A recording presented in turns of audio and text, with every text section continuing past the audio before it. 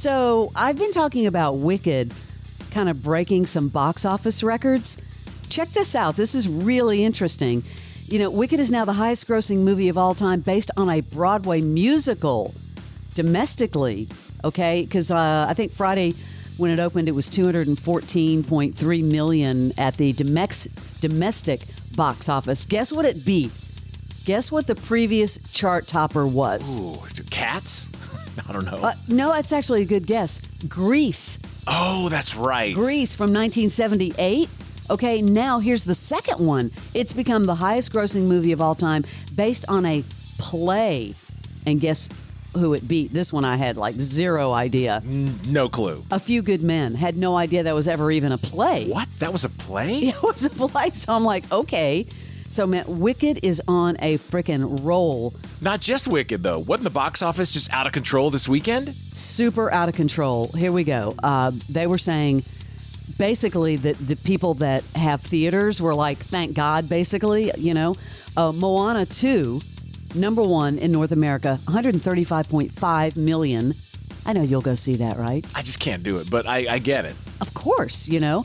And then overall domestic office receipts between Wednesday and Sunday were $420 million, the biggest Thanksgiving haul in history. And that's what you were just talking about. I mean, we were ready to proclaim the theater dead. I mean, it's sad seeing like the Regal 24 over by Shallowford. They're shutting down. I believe I read like last week that that's going away. Like these theaters are struggling, especially the mega ones. Maybe it'll be a new era of going back to just a couple of screens per building, you know? And you look at this, and a lot of these are sequels. Like Moana 2 is number one. Number two is Wicked in its second week. Gladiator 2 hanging in there after a couple of weeks being out. Red 1 was 4, and the best Christmas pageant ever, $4.8 million at number 5. So good for them.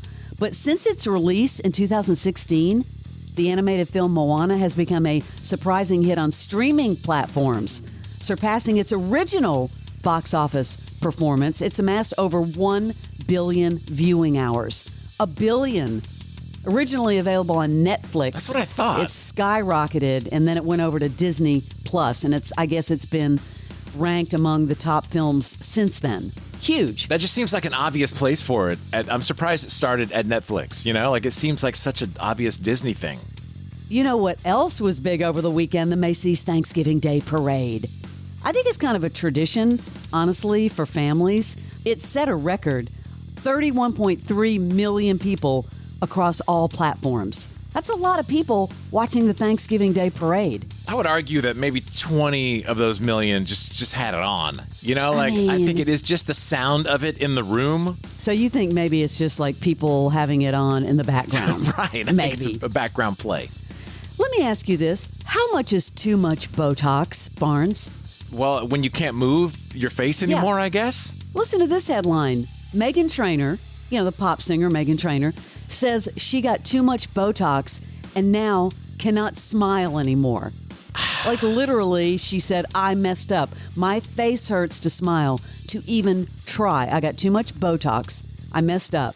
Like she said, I've had Botox a handful of times, just my forehead, but then somebody talked her into getting the filler on her upper lip, which she also regrets. It's so obvious when you see that, because just do a quick check. Just get them to smell something bad and see if their face can crinkle. Like if you can't do it. For her to say, I cannot smile anymore, literally, she looked at the camera. She was doing a podcast. Look, this is as big as I can smile. And she could barely smile. It was like a half smile. Kudos to her.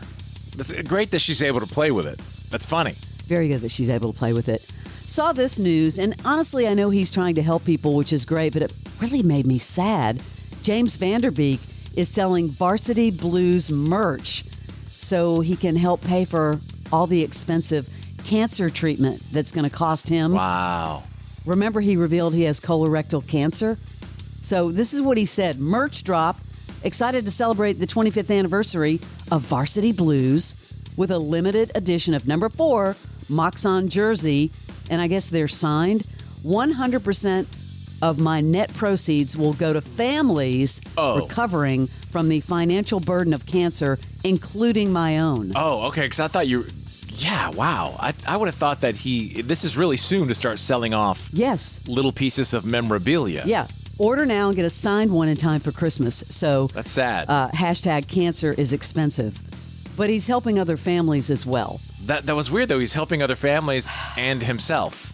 And himself. Yeah, it's just kind of wild. I mean, it's great that he's doing that. I'm just surprised that it wasn't just about other families. You know, it just started, right? His whole battle. And I don't know. It's a lot of money. I just would have thought he would have had a lot of money. I don't think so. And he has a lot of children. And so, Yeah. Now, I don't know if you saw this, but Pro Football Hall of Famer Randy Moss revealing Sunday he's battling an illness as he addressed why he was wearing glasses. Did you see that? Yeah, I saw a couple of weeks ago, someone said something about him also. I think he had something going on with yellow in his eyes. I just wanted to let viewers know that me and my wife and my family are battling something internally. I have some great doctors around me. I couldn't miss the show. I wanted to be here with you guys. I need all the prayer warriors. Hopefully he will be okay. Yeah. That is your Celebrity Sleaze.